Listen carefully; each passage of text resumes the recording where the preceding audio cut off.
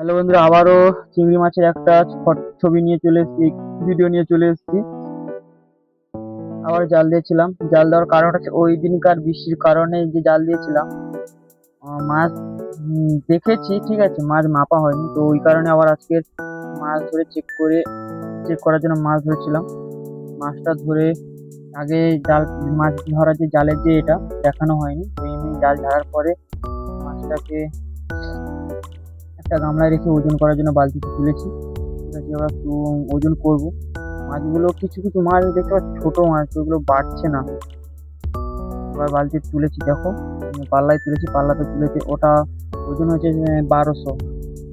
এবার ওটাকে আমরা 1200, কিন্তু তার মধ্যে তোমাদের একটা দেখায়, ভিডিও দেখায়, যেসব দাদা ও ভাইরা গলদা চিংড়ি চাষ করছো, ঠিক আছে, আগে থেকে চাষ করছো, ওনারা একটু বলবে এই কালো দাগটা কেন এসছে চিংড়ি মাছে। যদি জানা থাকে একটু বলা, যদি একটা রোগ হয় তাহলে এর মেডিসিন কি আছে ওই নামগুলো বলবে, বললে তাহলে সুবিধা হবে আমার। মাছগুলোর ওজন ওজন করা হয়ে গেছে। এবার আমরা পুকুরে নিয়ে গিয়ে ওটাকে হিসেব করব। উনি আমার একজন কাকু, উনি একজন বড় মাছ চাষি, ওনারও বড় বড় ফিশারি আছে। উনি সব রকম চাষ করে, সাদা মাছও চাষ করে আর গলদা চিংড়িও চাষ করে। মাছগুলো হিসাব হিসেব করা হচ্ছে। তোমরা যখন ভিডিওটা দেখতে পাবে, মাছগুলো আস্তে আস্তে হিসেব করে ছাড়ছি পুকুরে। কারণ মাছগুলো হিসেব না করে ছাড়লে তখন আমরা তো রেটে হিসাবটা পাবো না, তাই না? মাছগুলো আস্তে আস্তে হিসেব করা চলছে। এবার আরেকটা কথা বলি, কেউ যদি এরকম গলদা চিংড়ির যদি বাচ্চা নিতে চাও, ছোট চারা নিতে চাও, তো আমার কমেন্ট বক্সে এসে কমেন্ট করে বলবে যে কোথায় পাওয়া যাবে বা কার কাছে পাওয়া যাবে, কোথা থেকে খাবার পাওয়া যাবে, সব কিছু বিস্তারিত আমি বলে দেবো। আর এই গলদা চিংড়ির সঙ্গেও তোমরা সাদা মাছও চাষ করতে, সাদা মাছ বলতে সব রকম সাদা মাছ না, শুধু পোনা মাছ ছাড়লে ভালো, পোনা মাছে এক পোনা কাতলা ছাড়লে ভালো, ঠিক আছে।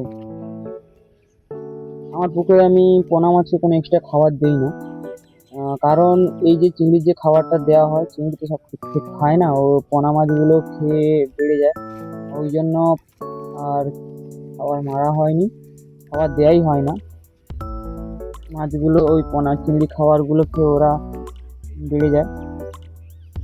তারপর কেউ যদি মনে করে যে খাবার দিতে পারে, কোনো সমস্যা নেই, কিন্তু আমি সাধারণত খাবার দিই না। আমার সাধারণত 2 টাইম খাবার পড়ে, ভোর 5:30টার সময় খাবার দেওয়া হয়, আর বিকেলে সন্ধেবেলাতে 5:30টার সময় খাবার দেওয়া হয়। একটু ছোট ছোট মাছগুলো এসছে, হিসেব করে দেখা গেল আমাদের 149টা মাছ এসছে টোটাল। এবার 149কে 1200 ভাগ করলে আমাদের গ্রেডটা কতটা আসে চলে আসবে। এবার দেখো, দেখে কমেন্ট করে বলো বন্ধুরা কেমন হয়েছে এই মাছটা। সকলকে রথের আগাম শুভেচ্ছা ও অভিনন্দন জানাই।